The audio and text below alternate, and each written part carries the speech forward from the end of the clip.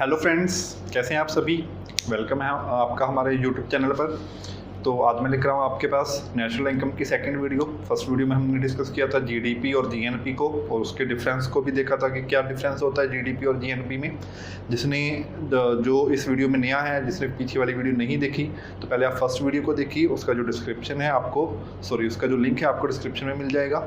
ठीक है, तो चलिए ज़्यादा टाइम वेस्ट ना करते हुए हम अपने नेक्स्ट वीडियो की ओर चलते हैं। तो यहाँ पे देखिए, हम पहले थोड़ा सा रिवाइज कर लेते हैं पीछे वाली वीडियो को। जीडीपी और जीएनपी क्या होते हैं। जीडीपी क्या होती है? Value of all final goods and services produced with in the boundary of a nation during a particular time period. ठीक है, एग्जांपल 1 ईयर। जनरली क्या होता है कि किसी भी टाइम पीरियड के अंदर किसी कंट्री के, किसी नेशन की बाउंड्री लाइन के अंदर जितनी भी हम गुड्स एंड सर्विसेज को प्रोड्यूस करते हैं, उनकी जो टोटल वैल्यू होती है उसको हम बोलते हैं जीडीपी, जिसको हमने डिटेल में डिस्कस किया था लास्ट वीडियो में। ठीक है, और उसके बाद हमने डिस्कस किया था जीएनपी को।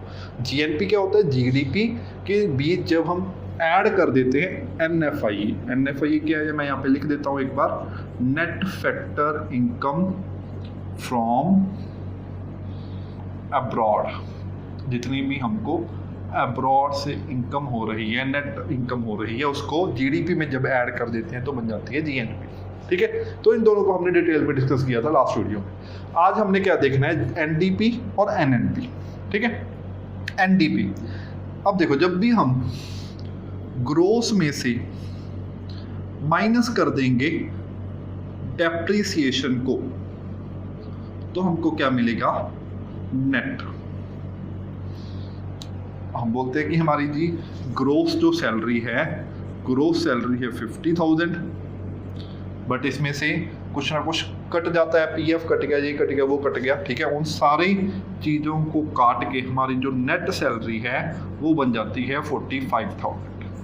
ठीक है, ग्रोस जाने की टोटल इतनी है। जब इन चीज़ों को मैंने बीच में से माइनस कर दिया तो मेरे पास जो नेट बची वो इतनी है। ये वही जो फंडा है यहाँ पे यूज़ हो रहा है। ग्रोस में से जब हमने डेप्रिसिएशन को माइनस किया तो हमारे पास क्या आया? नेट। डेप्रिसिएशन क्या है? Wear and tear. Wear and tear, घिसावट बोल देते हैं जिसको। ठीक है, कोई मशीन है, उसकी आज कुछ वैल्यू है, कुछ मान लो एक कार है 5 लाख रुपीज़ की। आज आपने उसको लिया 5 लाख का, तो उसको यूज़ किया। यूज़ करते करते वो क्या हो रही है? घिस रही है। इसलिए हम क्या बोलते हैं उसको? घिसावट। ठीक है, घिस रही है। तो उसकी वैल्यू क्या हो रही है? डेप्रिशिएट हो रही है। कुछ साल उसको यूज़ करके जब आप बेचोगे तो ऑब्वियसली 5 लाख में तो बिकेगी नहीं। ठीक है, तो उसकी वैल्यू क्या होगी? डेप्रिशिएट होगी। तो उस डेप्रिसिएशन को हमने क्या करना होता है? टोटल में से माइनस करना होता है। तो जो हमारे पास बचेगा वो होएगा नेट। ठीक है, तो जी से ग्रोस से नेट कैसे बना हमने देख लिया। तो अब एनडीपी क्या है? Net domestic product. ठीक है, तो हम क्या करेंगे? जीडीपी में से डेप्रिसिएशन को माइनस कर देंगे तो हमारे पास क्या आ जाएगा? एनडीपी। और नेक्स्ट क्या है? NNP, net national product. जब हम जीएनपी में से डेप्रिसिएशन को माइनस कर देंगे तो हमारे पास क्या आ जाएगा? एनएनपी। मैंने बोला जब ग्रोस से डेप्रिसिएशन माइनस हो रही है तो नेट हो रहा है। ग्रोस से डेप्रिसिएशन माइनस हुई, नेट मिला। ग्रोस से डेप्रिसिएशन माइनस हुई तो नेट मिला। डोमेस्टिक वाले में से की तो डोमेस्टिक वाली आएगी, नेशनल वाले में से की तो नेशनल वाली ही आएगी। ठीक है, तो ये होगी हमारी एनडीपी और ये होगी एनएनपी। चलो एक चीज़ देखते हैं, हमें जीएनपी को क्या लिख सकता हूँ? GDP plus NFI. GDP plus NFI. GNP को ये लिख दिया, माइनस क्या करना है इसमें से? डेप्रिसिएशन। तो अगर हम ध्यान से देखें, जो एनएनपी है वो क्या बनी? GDP plus NFI minus depreciation. GDP means जो हमारी बाउंड्री के अंदर इनकम है, एनएफआई जो बाहर से हो रही है, और जो चीज़ें डेप्रिशिएट होगी, जितनी वैल्यू डेप्रिशिएट होगी उसको भी हमने क्या कर दिया? माइनस। तो हम यहाँ से कह सकते हैं कि जो एनएनपी है ये किसी कंट्री की एक्चुअल नेशनल इनकम होती है। ये किसी कंट्री की एक्चुअल, जो किसी कंट्री के पास, किसी कंट्री की गवर्नमेंट के पास साल के एंड में बच जाता है, उसकी इनकम होती है, वो क्या होती है? एनएनपी। क्योंकि हमने इसमें सब कुछ इंक्लूड कर लिया, बाउंड्री के अंदर की इनकम भी, बाहर से जो आ रही है वो भी, और जो डेप्रिसिएशन हुई उसको भी हमने इसमें से क्या कर दिया? माइनस। तो एक्चुअल जो नेशनल इनकम होती है वो होती है एनएनपी। तो यहाँ पे एक डाउट क्रिएट ये होता है कि जब भी हमने ग्रोथ को देखना है, जो भी ऑर्गेनाइजेशंस हैं, कंट्रीज हैं, जब वो ग्रोथ को देखती हैं तो वो जीडीपी क्यों देखती हैं? वाई? ग्रोथ को देखने के लिए जीडीपी को मेजर किया जाता है, जबकि हम जहाँ पे देख रहे हैं कि जो एनएनपी होती है किसी कंट्री की एक्चुअल नेशनल इनकम होती है। तो इसके ऊपर वीडियो को पॉज करो, थोड़ा सोचो कि ऐसा क्यों होता है कि ग्रोथ को देखने के लिए हमेशा जीडीपी को मेजर किया जाता है। वर्ल्ड बैंक है, आईएमएफ है, कोई भी बड़ी ऑर्गेनाइजेशन है, या कंट्रीज खुद हैं, तो हमेशा कंपैरिजन करती हैं जीडीपी का, कि किसकी जीडीपी ज़्यादा है, किसकी जीडीपी कम है। तो ग्रोथ को देखने के लिए हम जीडीपी को देखते हैं। तो ऐसा क्यों? अब देखो, हमने देखा कि जो एनएनपी है इसमें फॉरेन इनकम का फैक्टर ऐड हो रहा है, फॉरेन इनकम। बट किसी कंट्री की जो ग्रोथ होती है वो सिर्फ और सिर्फ, किसी कंट्री की जो ग्रोथ होती है वो सिर्फ और सिर्फ किस पे डिपेंडेंट है? उस कंट्री की प्रोडक्शन पे। जितनी प्रोडक्शन ज़्यादा होगी वो कंट्री उतना ही ग्रो करेगी। ऐसा क्यों? ऐसा क्यों होता है? प्रोडक्शन के ज़्यादा होने से ग्रोथ ज़्यादा क्यों होती है? देखो, प्रोडक्शन ज़्यादा क्यों होगी? किसी भी चीज़ की प्रोडक्शन, मान लो एसी है या कोई भी चीज़ ले लो, एसी है, एसी की प्रोडक्शन ज़्यादा क्यों होगी? अगर एसी की डिमांड ज़्यादा होगी, ठीक है, लोग एसी की डिमांड ज़्यादा कर रहे हैं, इसलिए मार्केट, जो कंपनीज वाले हैं, एसी को ज़्यादा प्रोड्यूस करेंगे। एसी को ज़्यादा प्रोड्यूस करने के लिए क्या चाहिए? Man power. मैन पावर चाहिए, तो वो कंपनीज वालों को क्या करना पड़ेगा? मैन पावर को हायर करना पड़ेगा। जॉब्स, इससे क्या इंक्रीज होगा? जॉब्स इंक्रीज होगी। जॉब्स अगर इंक्रीज होगी तो उससे क्या होगा? एम्प्लॉयमेंट, कंट्री में क्या होगी? एम्प्लॉयमेंट होगी। एम्प्लॉयमेंट के साथ क्या होगा? लोगों के हाथ में पैसा आना शुरू हो जाएगा। इट मीन्स हम ये बोल सकते हैं कि मनी सप्लाई इंक्रीज होगी।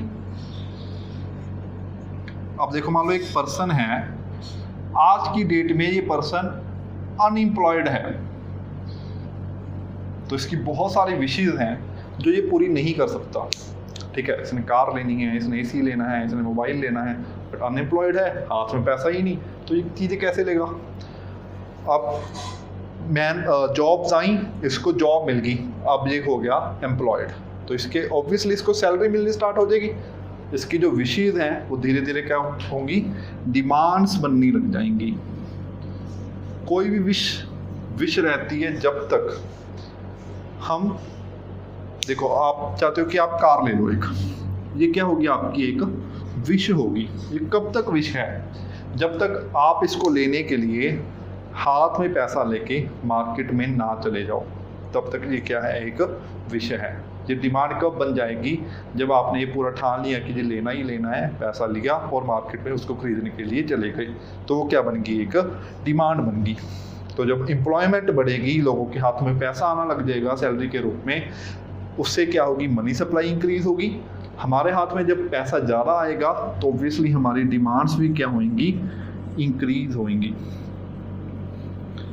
डिमांड्स इंक्रीज होने से अगेन जो प्रोडक्शन है वो क्या होगी? इंक्रीज। अगेन प्रोडक्शन अगर इंक्रीज होगी तो और ज़्यादा मैन पावर चाहिए, जॉब्स और ज़्यादा इंक्रीज होएगी, और ज़्यादा एम्प्लॉयमेंट होगी, और ज़्यादा डिमांड बढ़ेगी। तो ये क्या बन जाता है? एक ग्रोथ का साइकिल बन जाता है। ठीक है, तो हमने देखा कि कैसे सिर्फ और सिर्फ प्रोडक्शन के ऊपर ही कंट्री की ग्रोथ डिपेंड करती है। ठीक है, चलो, तो ये चीज़ समझ आ गई होगी आपको। हम ये देखते कि एनएनपी को क्यों नहीं देखते, ये चीज़ को समझते हैं हम। ग्रोथ को देखने के लिए एनएनपी को क्यों नहीं देखते? क्या हो गया अगर फॉरेन इनकम का फैक्टर यहाँ पे ऐड हो गया? ठीक है, देखो मान लो यहाँ पे देखते हैं हम जीएनपी के फैक्टर को इसको इंक्लूड करते हैं। मान लो किसी कंट्री की जीडीपी है 100 रुपीज़, एनएफआईए आया 20 रुपीज़, तो जीएनपी बना 120, उसमें जीडीपी कितनी है 100।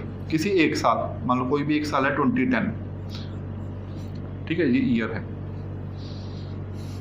नेक्स्ट ईयर 2011 में जीडीपी तो उस कंट्री की सेम ही रही 100, बट बाहर से जो पैसा आया, बाहर से जो इनकम आई वो इंक्रीज होगी, मान लो वो होगी 30, तो जीएनपी कितनी बनी 130। तो देखने को हमको क्या लग रहा है कि जो कंट्री की इनकम है वो इंक्रीज हो रही है, बट कंट्री की इनकम इंक्रीज होने का रीज़न क्या है यहाँ पे कि हमको फॉरेन से, बाहर से पैसा ज़्यादा आ रहा है, बट हमारी जो प्रोडक्शन है वो तो एक जगह पर ही है। इसलिए एनएनपी में फॉरेन इनकम वाला फैक्टर है जो इंक्लूड हो जाता है, जिससे हमको एक्चुअल सिनेरियो पता नहीं लगता कि प्रोडक्शन इंक्रीज हुई या नहीं हुई, जो कि हमको जीडीपी में पता लगता है, क्योंकि जीडीपी में हमने सिर्फ और सिर्फ रखा ही क्या है कि एक बाउंड्री के अंदर अंदर जितनी चीज़ें प्रोड्यूस हो रही हैं उनकी टोटल वैल्यू, इसमें हम इसके अलावा और कोई भी चीज़ इंक्लूड नहीं करते। इसलिए जब भी ग्रोथ देखनी है, चाहे वो कोई भी कंट्री हो या कोई भी ऑर्गेनाइजेशन हो, वो किसको मेज़र करती है, जीडीपी को मेज़र करती है। तो ये हो गया हमारे पास जीडीपी का यूज़। जीडीपी का क्या यूज़ है, ऐसे ही हम देखते हैं कि जीएनपी का क्या यूज़ है। तो अभी आपको समझ आ भी गया होगा यहाँ तक कि जीएनपी को कैलकुलेट क्यों किया जाता है। जीएनपी को कैलकुलेट करने का मेन रीज़न है कि हम कितना डिपेंडेंट हैं आउटर वर्ल्ड के ऊपर, ठीक है। इस चीज़ को देखने के लिए जीएनपी को मेज़र किया जाता है। देखो जीएनपी में मेनली 3 चीज़ें होती हैं। कौन कौन सी? रेमिटेंसेस, स्पेलिंग देख लेना, मे बी ये रॉन्ग हो तो आप डिक्शनरी में से देख के करेक्ट कर सकते हो, ठीक है। रेमिटेंसेस क्या होते हैं? आपको पता है कि बहुत सारे लोग ऐसे होते हैं जो हमारी कंट्री से बाहर चले जाते हैं सेटल होने के लिए, और वहाँ से पैसा या कुछ गिफ्ट्स हमको भेजते हैं, ठीक है। तो वो क्या हो गए? Out remittance. जब किसी एक कंट्री में से एक पर्सन दूसरी कंट्री में जाकर सेटल हो गया, ठीक है। एग्जांपल ले लेते हैं कि मान लो कुछ इंडिया के लोग कनाडा जाकर सेटल हो, जो कि एक ट्रेंड आजकल हमने देखा है चल भी रहा है, ठीक है। इंडिया के लोग कनाडा जाकर सेटल हो गए, तो वहाँ से वो क्या करते हैं, इनकम वहाँ से अर्न करके पैसा इंडिया में भेजते हैं, ठीक है। ऐसे ही कुछ लोग, मान लो कोई कंट्री है नेपाल, ऐसे छोटी छोटी कंट्री से आ जाते हैं इंडिया में आ जाते हैं, वहाँ यहाँ पे अर्न करते हैं और पैसा वापस भेज देते हैं, ठीक है। तो इनको बोलते हैं हम रेमिटेंसेस। तो एक रेमिटेंसेस वाला फैक्टर है जो जीएनपी में इंक्लूड किया जाता है। लोन्स, एक्सटर्नल लोन्स, अब सेम मान लो इंडिया ने जो बड़ी कंट्रीज हैं, कनाडा है या मान लो यूएसए है, यूएसए से कुछ लोन लिया और उसके बदले वो क्या करेगा, उसको इंटरेस्ट पे करेगा। ऐसे जो छोटी कंट्रीज है, मान लो नेपाल है, बांग्लादेश है, उसने क्या किया, इंडिया से लोन लिया और उसके बदले वो इंडिया को क्या करेगा, इंटरेस्ट पे करेगा, ठीक है। तो जो लोन्स वाला फैक्टर है वो भी इसमें क्या किया जाता है, इंक्लूड्स। ग्रांट्स थर्ड होती हैं, ग्रांट्स वाला फैक्टर भी इंक्लूड किया जाता है। अब ग्रांट्स क्या है, जैसे कि लोन हो गया वैसे ही ग्रांट्स होगी कि किसी बड़ी कंट्री ने इंडिया को कुछ ग्रांट देती। अब लोन्स में क्या होगा, मान लो इंडिया यूएसए से लोन ले रहा है, तो उसके बदले लोन में क्या होगा कि वो लोन वाला पैसा तो यूएसए को वापस करना पड़ेगा और इंटरेस्ट भी पे करना पड़ेगा। बट ग्रांट में मेनली क्या होता है, जो भी चीज़ ली उसको हमने वापस नहीं करना। ऐसे ही जो इंडिया है बड़ी कंट्री से ग्रांट्स लेती है और छोटी छोटी कंट्रीज को ग्रांट्स देती है। तो इन तीनों चीज़ों को हम जीएनपी में क्या करते हैं, इंक्लूड करते हैं, ठीक है। तो आपको एक चीज़ यहाँ पे और बता दूं कि जो इंडिया है रेमिटेंसेस में नंबर 1 पोजीशन है according to world bank. Number 1 position पे है India according to world bank.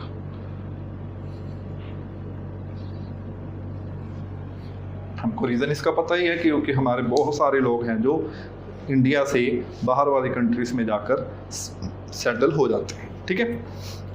तो इन 3 चीज़ों को जीएनपी में इंक्लूड किया जाता है। तो यहाँ से हमको ये पता लगता है कि हम बाहर की जो कंट्रीज़ है, जो आउटर वर्ल्ड है, उसके ऊपर कितना डिपेंडेंट है, इसलिए जीएनपी को कैलकुलेट किया जाता है। अब एनडीपी को कैलकुलेट क्यों किया जाता है? देखो, जीडीपी में से जो भी हमने प्रोड्यूस किया उसमें से हम क्या कर रहे हैं, डेप्रिसिएशन को माइनस कर रहे हैं, सब्ट्रैक्ट कर रहे हैं, ठीक है। तो इसको क्यों कैलकुलेट किया जाता है? मेनली इसके 2 रीज़न हैं। एक तो लॉस देखने के लिए कि जो भी प्रोडक्शन हमने एक बार की थी, विद टाइम कितना उसमें लॉस हुआ, ठीक है। दूसरा, रिसर्च एंड डेवलपमेंट के लिए, जो भी चीज़ें हमने प्रोड्यूस की उसमें कितना लॉस हुआ, ताकि उस लॉस को इन फ्यूचर मिनिमाइज किया जा सके। रिसर्च एंड डेवलपमेंट कि उसमें कुछ चेंजेस किए जा सके, उसमें कुछ इम्प्रूवमेंट्स किए जा सके और उस लॉस को इन फ्यूचर क्या किया जा सके, मिनिमाइज किया जा सके। और मैंने बताया एनएनपी क्यों कैलकुलेट कर सके, क्योंकि किसी भी कंट्री की एक्चुअल इनकम होती है, ठीक है। आपने एक वर्ड सुना होगा PCI, per capita income.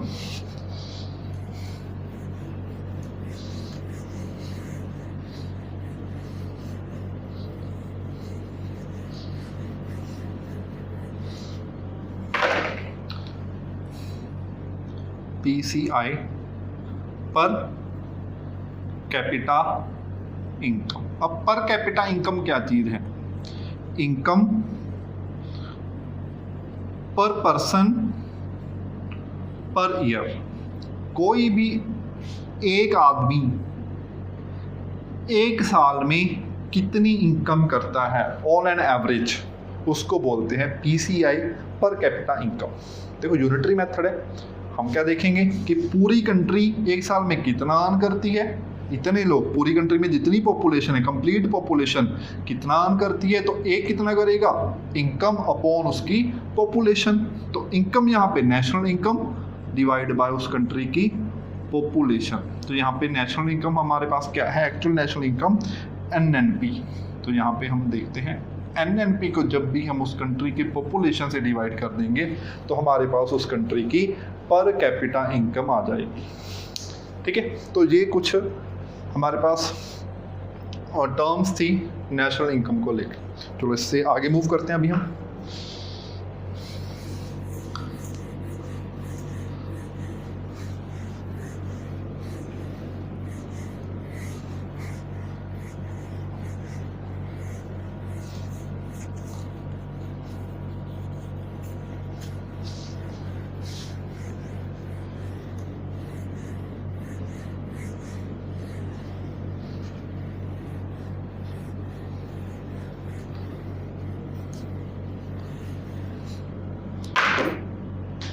Next देखते हैं फैक्टर्स ऑफ प्रोडक्शन।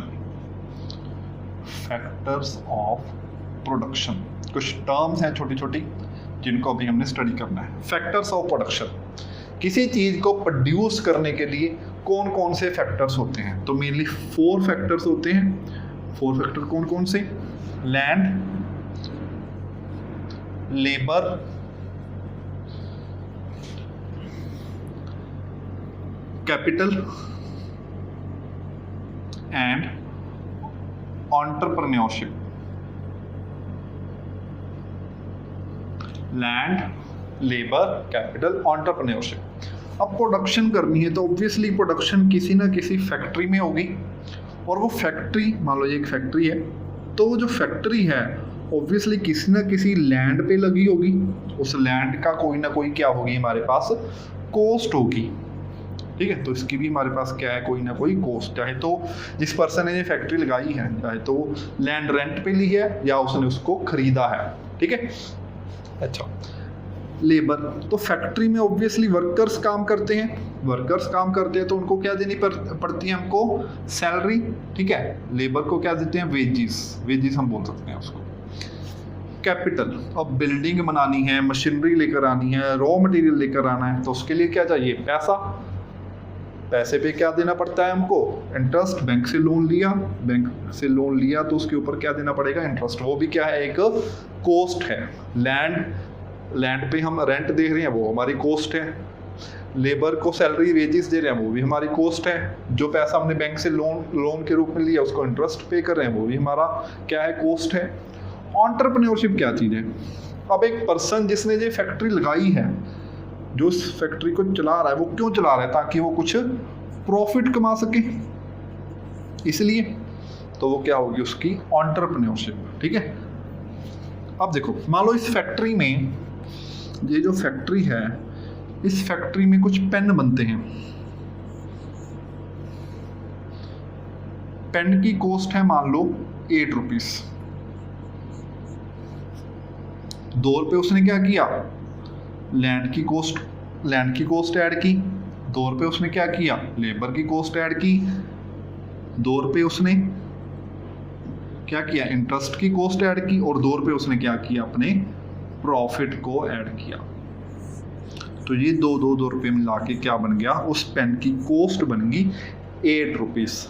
और इस 8 रुपीस को क्या बोलते हैं हम, factor cost. In short factor cost या फैक्ट्री की जो कॉस्ट है, फैक्टर कॉस्ट क्या चीज होती है, इन चारों की कॉस्ट को जब हम क्या बोलते हैं, कर देते हैं add. Labour cost, interest plus जो एंटरप्रेन्योरशिप है, जब इन चारों चीजों को ऐड किया हमने तो हमारे पास क्या आ गई, फैक्टर कॉस्ट। ठीक है। उसके बाद आता है हमारे पास एक टर्म मार्केट प्राइस। अब चीज फैक्ट्री में बनी, वहां पे इसकी इतनी कॉस्ट थी। ठीक है। फैक्ट्री से बाहर आ गई, बाहर आके क्या बन जाएगा, मार्केट प्राइस। जब भी हम फैक्टर कॉस्ट में ऐड कर देते हैं इनडायरेक्ट टैक्सेस को और माइनस कर देते हैं सब्सिडीज को, तो हमारे पास क्या बन जाती है, market price. For example 8 rupees क्या है, इसका फैक्टर कॉस्ट है। अब जो रिटेलर है उसको क्या करना पड़ेगा, इनडायरेक्ट टैक्स पे करना पड़ेगा। मान लो उसने 3 रुपीज इनडायरेक्ट टैक्स पे किया। अब मान लो उसको पता लगा कि ये जो पेन है, गवर्नमेंट ने क्या किया है, कोई सब्सिडी दी है ऐसी चीज़ों पे जो स्टेशनरी की चीज़ें हैं। उसको पता लगा कि गवर्नमेंट की स्कीम चल रही है कि जो भी स्टेशनरी की चीज़ें प्रोड्यूस करेगा उसको उस एक प्रोडक्ट के पीछे 1 रुपीस की सब्सिडी दी जाएगी। और उसको माइनस क्यों किया, क्योंकि 1 रुपीस तो सब्सिडी के रूप में उसके पास वापस आ जाएगा, तो उसकी कॉस्ट रही नहीं, वो तो उसके पास आ गया, इसलिए उसको हमने क्या कर दिया, माइनस। तो इस पेन की टोटल मार्केट प्राइस क्या बन गया, फैक्टर कॉस्ट ऐड की हमने, 3 रुपीस टैक्स ऐड की। अब इनडायरेक्ट टैक्स क्या होते हैं, इनडायरेक्ट टैक्स मैं इसके बारे में हल्का सा बता देता हूँ आपको। मेनली हम इस टॉपिक को टैक्सेशन सिस्टम में पढ़ेंगे। अब टैक्स 2 तरह के होते हैं, डायरेक्ट टैक्स और इनडायरेक्ट टैक्स। डायरेक्ट टैक्स कौन से, कि जिसके ऊपर लगे हैं उसी ने पे करने हैं, आगे पास ऑन नहीं किए जा सकते, वो होते हैं डायरेक्ट टैक्स। इनडायरेक्ट टैक्स कि जिसके ऊपर लगे हैं वो उसको क्या कर देता है, आगे पास ऑन कर देता है, इसलिए उसको बोलते हैं इनडायरेक्ट टैक्स। ठीक है। जैसे कि जीएसटी क्या है, एक इनडायरेक्ट टैक्स है, लगता है किसके ऊपर है, मान लो शॉपकीपर के ऊपर, वो पास ऑन किसके ऊपर कर देता है, वो पब्लिक के ऊपर। बट डायरेक्ट टैक्स क्या होता है, जैसे कि इनकम टैक्स, मेरी इनकम है कुछ, मेरे के ऊपर टैक्स लग रहा है तो उसको मुझे ही पे करना पड़ेगा, मैं इसको किसी के ऊपर पास ऑन नहीं कर सकता। ठीक है। तो ये हल्की सी मैंने इंट्रोडक्शन दे दी कि डायरेक्ट और इनडायरेक्ट टैक्स क्या होता है। बाकी टैक्स के बारे में डिटेल में हम टैक्सेशन सिस्टम के अंदर ही पढ़ेंगे। तो यहाँ पे मैंने देखा कि मार्केट प्राइस कैसे कैलकुलेट किया गया, फैक्टर कॉस्ट में मैंने इनडायरेक्ट टैक्सेस को ऐड किया और सब्सिडीज को माइनस कर दिया, मेरे पास क्या आ गया, मार्केट प्राइस। 8 में 3 रुपीज़ ऐड किए, 1 माइनस किए तो बन गई 10 रुपीज़। तो उस पेन का जो मार्केट प्राइस होगा वो होगा 10 रुपीज़। ठीक है। अब यहाँ पे इन चीज़ों को पढ़ा क्या हमने, क्या यूज़ है, जो आपने हमेशा एक चीज़ याद रखनी है इंडिया में जब भी जीडीपी कैलकुलेट की जाती है मार्केट प्राइस पे ही की जाती है। देखो जीडीपी क्या देखी थी हमने, जीडीपी का मीनिंग कि जितनी भी प्रोडक्शन हो रही है इन कंट्री के अंदर अंदर उसकी टोटल वैल्यू यानी कि उसके जो प्राइस है। अब प्राइस कौन सा लेंगे हम, फैक्टर कॉस्ट वाला या मार्केट प्राइस वाला? तो ऑब्वियसली मार्केट प्राइस वाला, क्योंकि इसके अंदर इनडायरेक्ट टैक्सेस को ऐड किया गया है, ये भी एक उस पर्सन की कॉस्ट है, और सब्सिडीज वाले फैक्टर को भी इंक्लूड किया गया है। ठीक है, तो इंडिया में जीडीपी जब भी कैलकुलेट करनी है तो हमने मार्केट प्राइस के ऊपर ही कैलकुलेट करनी है। क्लियर होगा सबको? अब नेक्स्ट टर्म पे आते हैं।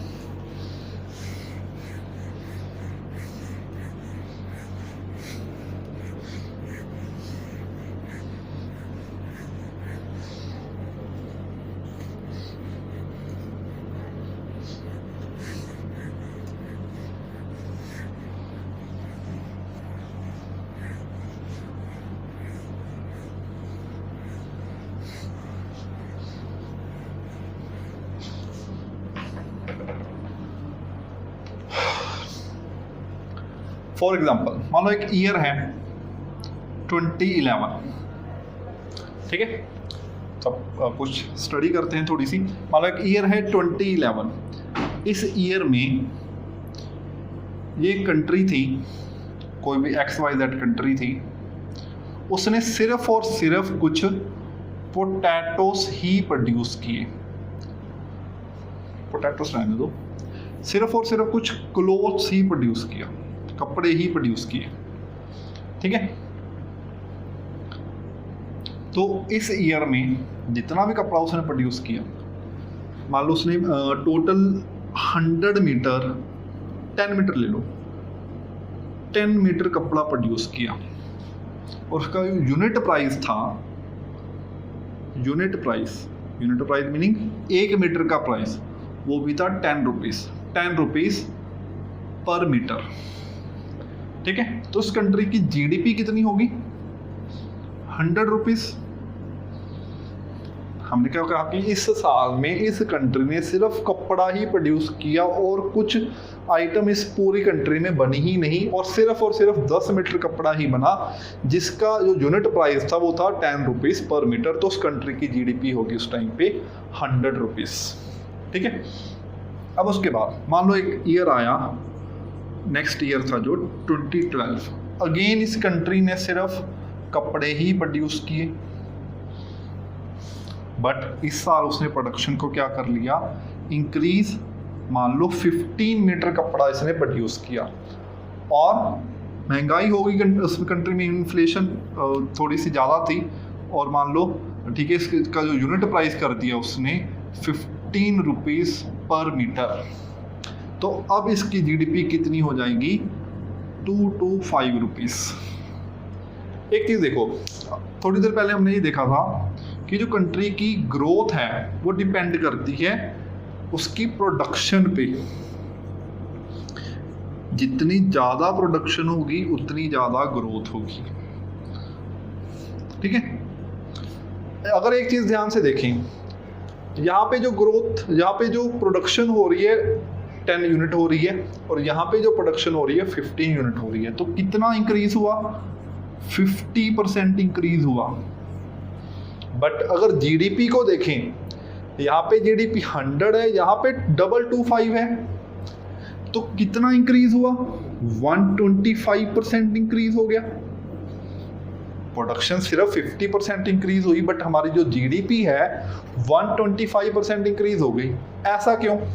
क्योंकि यहाँ पे जो प्राइस है वो भी तो इंक्रीज हो रहा है, वो भी तो क्या हुआ? 50% इंक्रीज हो गया। क्लियर होगा सबको? तो इस चीज को मिनिमाइज करने के लिए जो हमारे पास दो टर्म्स को सेपरेट बनाया गया, वो कौन सी थी?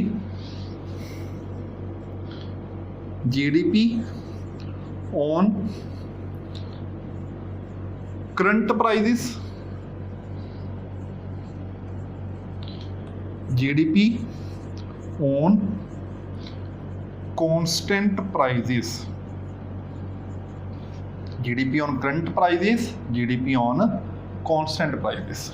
करंट प्राइस जो इस साल के प्राइस हैं, जिस साल मैं जीडीपी को मेजर कर रहा हूँ, जो उस साल के प्राइस हैं उसको बोलते हैं जीडीपी ऑन करंट प्राइजेस। तो मान लो मेरे पास जो साल था 2012, इस साल जो प्राइजेस थे 15 रुपीज़ पर मीटर, तो मेरी जीडीपी कितनी आई थी 225 rupees. GDP on constant prices, मैंने क्या किया, किसी एक साल के प्राइजेस को कांस्टेंट कर दिया, फिक्स कर दिया। अब एक चीज़ यहाँ पे और करते हैं, मैं क्या करता हूँ, जो प्राइजेस हैं वो तो ले लेता हूँ 2011 वाले, 2011 वाले। 2011 में प्राइस कितना है 10 रुपीज़, तो प्राइस को मैंने क्या कर दिया, कांस्टेंट कर दिया। नेक्स्ट ईयर भी मैंने वही प्राइस लिए जो 2011 में लिए थे, उससे नेक्स्ट ईयर भी मैं यही वाले लूँगा, उससे नेक्स्ट ईयर भी मैं यही वाले लूँगा। एक साल के प्राइजेस को मैंने कांस्टेंट कर दिया, बट प्रोडक्शन हर साल की न्यू वाली प्रोडक्शन कितनी है यहाँ पे 15 मीटर। तो यहाँ पे जीडीपी कितनी आएगी अब, ऑब्वियसली 150। कितना इंक्रीज हुआ, 100 से 150, 50% ही तो इंक्रीज हुआ। और यही तो हमने देखा था कि प्रोडक्शन भी 50% इंक्रीज हो रही है, जीडीपी भी 50% इंक्रीज हो रही है। ऑब्वियस है, क्योंकि हमने इस चीज़ को कांस्टेंट कर दिया, तो जितना ये इंक्रीज होगा उतना ही ये इंक्रीज होगा। ठीक है, तो हम क्या करते हैं, हमेशा किसी एक साल के प्राइजेस को फिक्स कर देते हैं, कांस्टेंट कर देते हैं, और जिस साल की जीडीपी कैलकुलेट कर रहे हैं उस साल की प्रोडक्शन को ले लेते हैं। तो वहाँ से जो जीडीपी आती है वो हमारी एक्चुअल जीडीपी, वहाँ से हमको एक्चुअल सिनेरियो पता लगता है कि कितनी ग्रोथ हुई है, कितनी प्रोडक्शन में इंक्रीज हुआ है। इस हम करंट प्राइजेस पे जीडीपी को क्यों मेजर नहीं करते, क्योंकि इसमें क्या होता है, इन्फ्लेशन का इफेक्ट ऐड हो जाता है और एक्चुअल सिनेरियो हमको पता नहीं लगता, इसलिए हम कुछ प्राइजेस को कांस्टेंट कर देते हैं, जिससे इन्फ्लेशन का जो इफेक्ट है वो यहाँ पे निगलेक्ट हो जाता है और हमको एक्चुअल सिनेरियो पता लग जाता है। तो आज इतना ही करेंगे, ठीक है। आई होप आपको सबको समझ आया होगा जो भी हमने अभी तक यहाँ पे स्टडी किया इकोनॉमिक्स के हमारे लेक्चर में। अगर आपको पसंद आए तो प्लीज़ इस वीडियो को लाइक करो, शेयर करो, अपने फ्रेंड्स के साथ शेयर करो, ताकि सबको हेल्प मिले इसकी। और हमारे आगे की फर्दर वीडियोस के लिए हमारे चैनल को सब्सक्राइब करो और साथ में जो बेल आइकन है उसको प्रेस करो, ताकि जो भी न्यू वीडियो आए उसकी आपके पास नोटिफिकेशन साथ के साथ आ जाए। Okay, thank you.